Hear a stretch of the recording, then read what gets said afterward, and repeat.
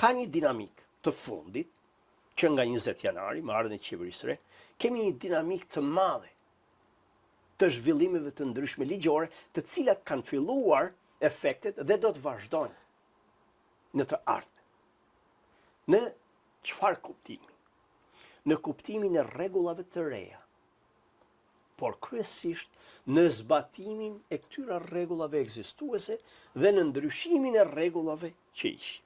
Pra ndryshimi i politikave të dyerve të hapura në ndryshim me një politikë tjetër të një vendi të sigurt, të një vendi me kufi. A është e nevojshme për Amerikën? A është e sigurt me Amerikën dhe për Amerikën dhe a është përfituese për Amerikën?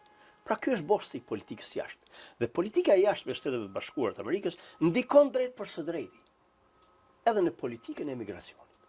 Në këtë kuptim, duke qenë se është pjesë e politikës kombëtare, ka ndryshuar rrënjësisht qasja ndaj politikave të emigracionit.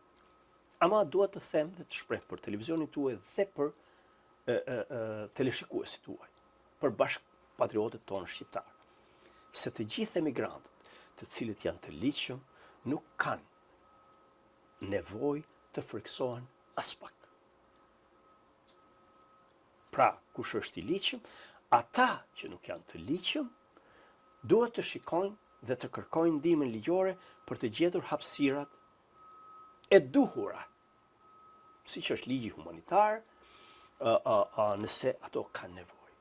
Pra, në këtë pikpamje ka ndryshuar shumë çka në lidhje me politikat e emigracionit, të cilat po përkthehen në mënyrë graduale në ligje dhe norma të caktuara.